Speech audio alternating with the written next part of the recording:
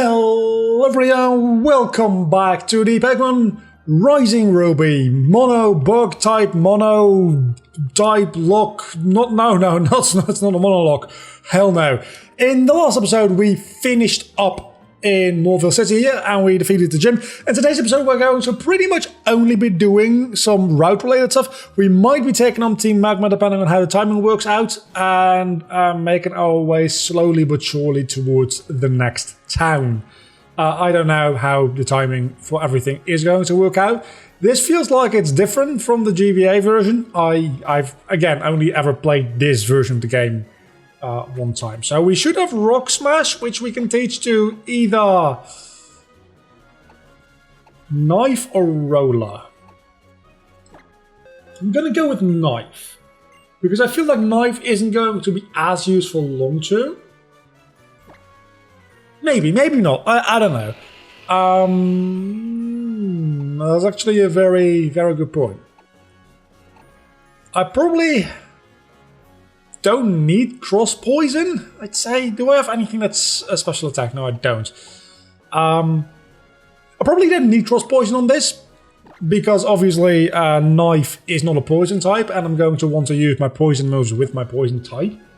So let's get rid of that for Rock Smash, and I already did, so I can't really reverse it. I mean, I could, but I'm not gonna, and that's that, and we immediately get an encounter. Also, there is the potentiality for getting more encounters. I don't know that for sure, because I still am going through this mostly blind. I think the team we have right now is more or less going to be, I don't want to say our final team, because we're going to keep changing Pokemon in and out until the very last episode, most likely, depending on what our situation needs. But all things considered, I do think this is somewhat the final team we have. We have a pretty good balance. We might get rid of Toaster, because it's just not worth it. It just isn't. And you just heal my Pokemon after I literally didn't have any battles. And you give me HF04 Strength, which I don't need anytime soon, I don't think. Right? Okay, so anyway, let's see what our encounters for this route are going to be, potentially. And a Ponyta is definitely something that we cannot catch, but it's good to know that we're actually a decent amount higher than wild Pokemon again in level. It hasn't always been the case, so when, not if, but when we inevitably... I'll catch you. I will catch you. I don't know if I'll use you, but I'll catch you. Unless I kill you. You took that really well. You're not gonna die from a Steamroller. If you live that, Steamroller isn't gonna kill you, because you should resist Steamroller, right? Is my thinking here? Okay. I don't know how many Pokeballs I have. Probably should have checked that before. I've got 14 normal Pokeballs. That should be fine, right? I also realized today, while I was working and I was thinking about Pokemon instead of actual focusing on the work I was doing, because why would you have a focus on doing your job? That's ridiculous. We can't really catch Latios or Latios, whichever one this game gives you, because it's not a bug type, and I don't know if the game actually allows you to not catch it. I don't know what happens. Is it a gift Pokemon? I feel like you need to capture it, but it might be a gift Pokemon. We're not going to be able to use that. I think. The moment we get it, we're just going to put it in the box and never use it again. That all being said, we got a ant. And what else to call this ant than... that's a very good question. I'm running out of things I use in the kitchen on a regular basis. Do I already have a bowl? I don't think we have a bowl. Bowl the ant. Durant, that is. We might already have a bowl. I don't know. Oh, and Whirlpeed is finally evolving into its final evolution, so it's actually going to be powerful now. It's not going to be relevant until the 5th gym, because the 4th gym is going to be mostly Towel again, because it's going to be a Fire-type gym. But we have a Scullypede now, so that is definitely a good thing. And Baton Pass. I'm going to Baton Pass on Baton Pass, because I don't have anything to set up. So why would I? There's literally... You're a grass type, aren't you? You're not a bog type. Is Scyther a bog type? I'm fairly certain Scyther is a grass type. It might be a bog type. In which case, I could get a Sizzle. You are bog flying. Hold on a moment. Okay. We're definitely catching you as well then. Because the potential for getting a... I don't know where I could get a metal coat or how that would even work in this game. I'm assuming it's just level up with a metal coat equipped. Also, you took that hit way too well. That's not good for me. Let's go into Rhoda. It just evolved. So yeah, I don't know where the metal coat would be in this game. I'd have to look that up. But Scizor would be...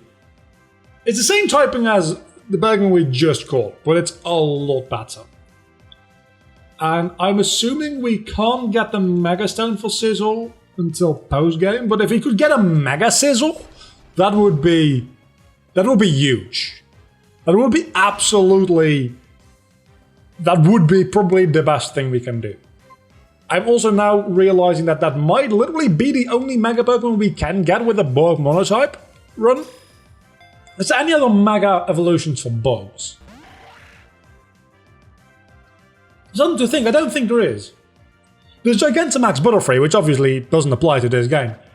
And it's not a Mega Evolution, it's a Gigantamax, which is just like worse Mega Evolution. Oh, you're gonna be difficult, are you? You're going to be difficult. Okay, if you're going to be difficult, I'll bite you. With my bug. Because I don't want to deal too much damage. Okay, that's too bad. Might come back here at some point. Wait, Fork wants to learn Slash? Sure, okay.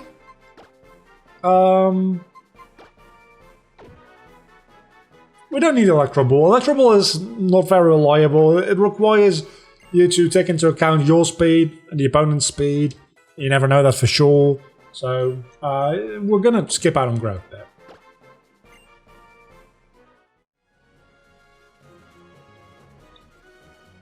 Okay, that's fine, I guess. We don't do the Team Magma thing yet, do we? Oh, we have to go to Meteor Falls. What? Wait a second. What order of events do we do? Because do we go to Meteor Falls and then go all the way back to Trainer Battle? And then after finishing Meteor Falls, go all the way back to Mount Chimney? And then go down and then do the 4th gym? Because if that's the case, it's actually going to be a very relaxed episode. Because that means that we don't really have to do any major fights today. And I appreciate that a lot. What I also appreciate is the fact that I can bulldoze this Grimer and it will probably instantly die. It will. Can't wait until I get Earthquake and like... I think in a couple of levels I should get Earthquake. It's either 34 or 43. And I don't know for sure. And that is not that important actually. Now that I think about it. Because I have bulldoze. I also have a bit of a cold. I don't have COVID, don't worry, I think. I don't go outside, I don't get COVID. I've got a bit of a runny nose, so you might be able to hear me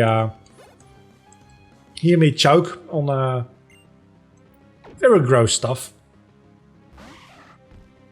Because I'm trying to drink a lot of water to keep things lubricated in my throat, for lack of a better term. But when you talk, like, if there's a lot of build up in like the nose area when you talk, that like goes down into your throat and then you choke on it a little bit and then it prevents you from talking. And it's really not a great time to like be recording one of these episodes. But this has to go up tomorrow, and I've been putting off recording this for a couple of days now because I wasn't feeling so well, and now that I'm feeling better. I haven't been sick. It's just like been like I've been tired, and like it's just not been a good week, all things considered. And now that I actually like forced myself, well, I didn't force myself, but I sat down and I figured, let's just record this thing. Sometimes like you don't want to do it, but then like 5 minutes in, you usually fuck. That's disappointing. Like 5 minutes in, you usually end up enjoying it and just getting into the flow, and things are fun and fine, right? So I figured let's just like force myself to start, and I'll start having fun, and things will be better and fun and great and all that kind of good stuff. But I don't know where I was going with this entire story, to be honest. Just that I've been kind of not in the right mood lately, and Quagsire, finally something that is not something that Towel can or should deal with. Downside being is I don't really have a lot of anecdotes or things to talk about. I do have one thing to talk about, actually. YouTube enabled me for, I don't know what they called it, but it's when you upload a video, they ask you to fill out this little like information thing about it. Doesn't show it anymore. Now that I actually want to talk about it, it doesn't show up the banner anymore.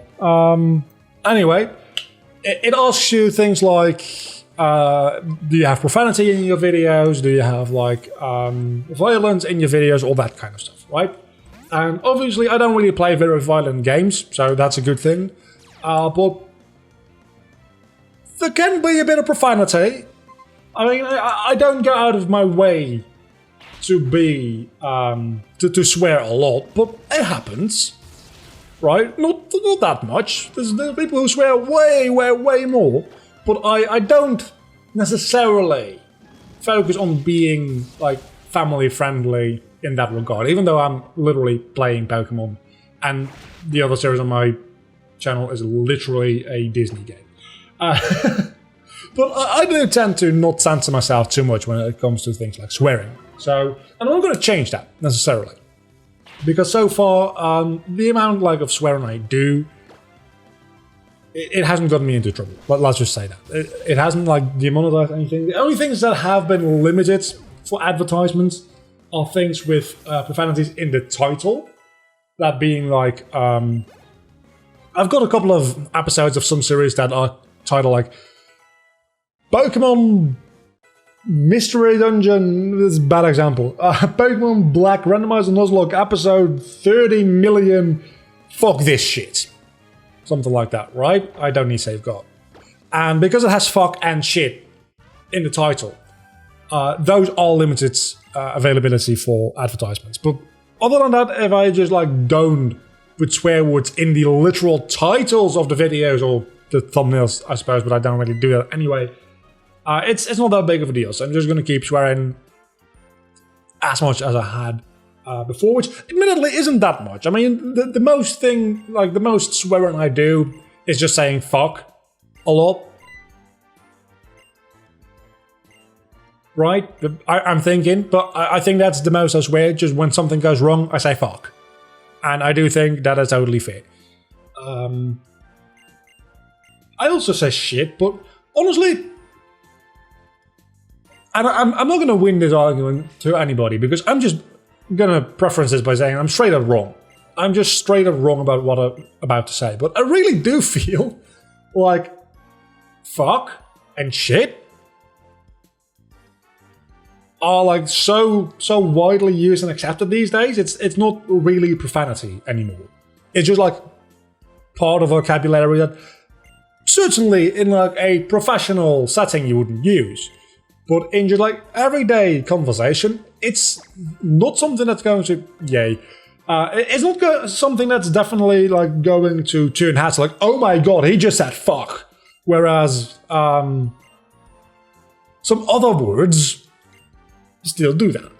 And that's also region dependent, of course, because there's certain things that, even within like regions that speak the same language, like swears in like England and the UK, well, even within the UK, like swearing in England is like very different from swearing in Scotland, and Scottish people are really good at swearing.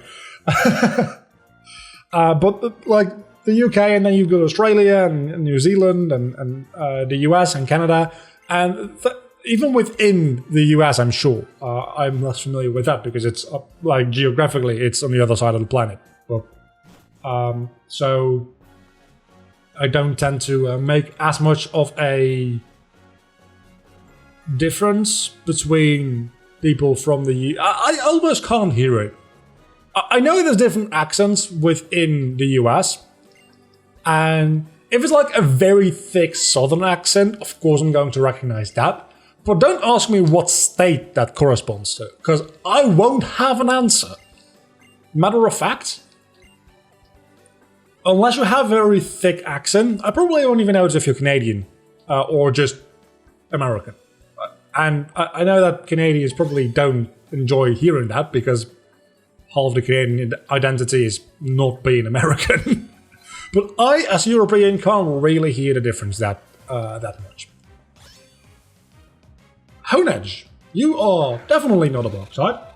So, but that is more an accent thing than a vocabulary thing. The vocabulary also does change from region to region, though, and like with regards to swearing, it's a very interesting thing to think about. Like, I'm not gonna use those words necessarily, right? I thought it was a shiny for a moment, and I would have lost my shit.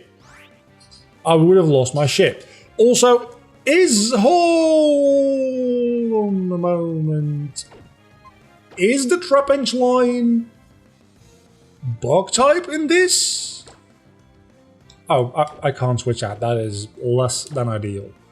I guess I'll just bulldoze. Is it a bug type in this? Because it should be. It doesn't look like it is, but it might become a bug type through evolution. Because it becomes a dragon type in the original games, but it's based on a dragonfly, which is a bug, not a dragon, obviously. Just like Yanma and Yanmega, they are bugs. If anything, they should be bug dragon. I don't know what I'm talking about. Probably should have switched out, eh? You know what, I'm going to go ahead and assume Drowsy doesn't have anything to hit Toaster with. Is that a stupid thing to assume? Maybe, maybe not. Let's see. We're going to Night Slash, and we outspeed. And that's Drowsy with a critical hit. Gone. Bye-bye, Drowsy. We don't need you anymore in my life. And now we go into Ferroseed, which... That's the one thing I'm still missing, is a fire type. Is there even a possibility for me to get a fire type? I don't know. Let's Google that. Pokemon bug types. I'm thinking there might not be a bug fire type. Let's see, we have... Pure bug type Pokemon, I don't care about that. Yeah, okay. Larvesta and Volcarona are fire types, obviously. But it's fairly difficult to get your hands on. And then we have...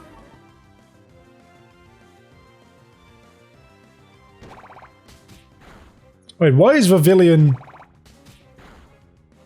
Didn't we run into a... Oh, Vivillon is... I'm an idiot. I thought Vivillon was ranked with the Gen 7 Pokemon, but it's literally the only Gen 6 Pokemon that is dual typing with Bug. So I'm not paying attention to the game at all, and then we go into Gen 7, which isn't relevant, and Gen 8. And we so we also have the Center Scorch line in Gen 8, which is Fire Bug. So technically speaking, that also would apply, but we're not in Gen 8, so it does not apply. So our only real hope for getting a Fire type, if we wanted that, is a Larvesta, and I don't know where to get those. But then again, I don't really know where to get any Pokemon. I just kind of run into them, and at some point I either catch them or I don't. Like with that item, I didn't catch.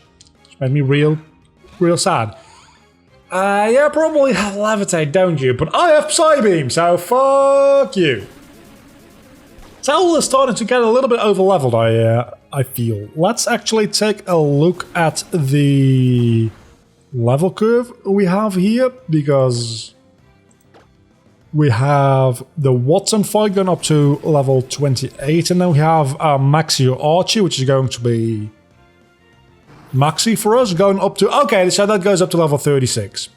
And then Flannery goes up to level 38. So not necessarily over-leveled. Earthquake? No Earthquake. So it's probably early 40s then. Shelmet. I'm gonna just stay in, I think, because in theory... Are you a Steel type? Yeah, I don't know if you're a Steel type. You have Protect, so it doesn't matter either way right now, but in the next turn, it might not matter either, because you might use Protect again. Because that's a very, very fun strategy. Okay, so you're definitely not a Steel type yet. Which helps me, because that means you are literally a Steel helmet, though. Not Steel. Would it be Steel? It probably would be Steel, actually. Would it be? I don't know. Did Knights wear Steel armor? Or was it just, like, iron? My real question is, like, could they... No, they definitely... Steel was invented by the time, like, Knights were a thing, right? Was it? I don't... Because it is a composite metal. It's not something you can just find in the earth. Invention of steel. Let's see. Oh yeah, no, definitely. They had steel in the Middle Ages. Oh, I feel like an idiot. The Chinese Warring States period, 403 to 221 BC, had hardened steel. So that was like about 1,000 to 2,000 years before the Middle Ages even were a thing. They were already using steel. Which makes sense, because how the fuck else are you going to make swords? Because I don't think a sword made out of iron would last you very long. That'd be fairly brittle, right? And wouldn't keep an edge very well, I imagine. I don't know that much about metal, if you couldn't tell already. I'm gonna skip some trainers here, just because that'll be fun for grinding purposes, maybe. And actually, where we can fight one or two more wild battles, more trainers. I was going to say. I thought we were coming in at about half an hour already, but we're about 24 minutes, so we can do a little bit more fighting. Then again, I probably would prefer to do a bit of healing. We're not going to be taking on any evil teams today. Today is just going to be a traveling episode, and that's going to be it. And we're talking about steel and swearing and all the fucking steel in the world. Look, I can't call the episode that because of the profanity thing, which is a bit of a bummer, because I would like to call it just like fucking steel or something like that. And it's also fitting because we ran into a steel type and we caught it, and we ran into something that could become a steel type and we didn't catch it, and that's real sad. It's a real good story, I know. I'm aware. I'm a very interesting storyteller. Do you have a Shedinja? Because if you do, it's not actually going to be that big of a deal, because I have a Shedinja of my own with 2 moves that can hit Shedinja, so you probably don't have a Shedinja. Then again, if you have a Ninjas, by definition, you probably have a Shedinja. But I don't think they would give a trainer a Shedinja. Yeah, they wouldn't. Sneasel probably should have gone for the fighting type move here, instead of just trying to bulldoze it again.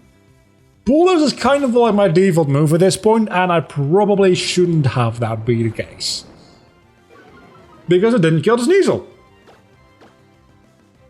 I rest my case. You use Beat Up. Isn't Beat Up the move that hits you depending on how many alive Pokemon you still have left on the team? Because if that's the case, using Beat Up as the, you know what, sure, Steamroller with Roller, that makes a certain amount of sense. And it's probably more powerful than Bug Bite, right? Yeah, it is. And I don't need the added effect of Bug Bite consuming the enemy's berry. It's probably going to be more relevant in this than it would be in Vanilla Omega Ruby, but still probably not going to be that relevant. Maybe against some gym fights, but that would be about it, and I don't really care too much about that, to be honest. So we'll probably be fine. Probably. Let's go back and find one more trainer, and then end of the episode, because I feel like... Who haven't we used today? I think we've literally used all of our Pokemon today, which is very, very impressive. I don't end up doing that too much. I don't think we... Actually, we did use 4. We used Tosa, we used Knife. We literally used all of our Pokemon today. Wow. Today was a good day.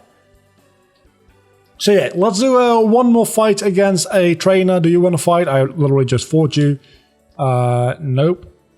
Do you want to fight, old man? No? Nobody wants to fight me. What is this? Why doesn't anybody want to fight me? I can just go for a wild encounter if you prefer that.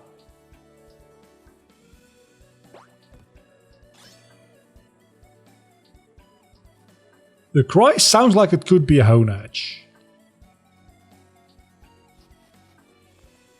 Oh, there you are. You hear that? That does sound like a sword. Certainly, it's made of steel, right? We just discussed that. Yeah, it's a Honedge. I don't really care. It's a thing.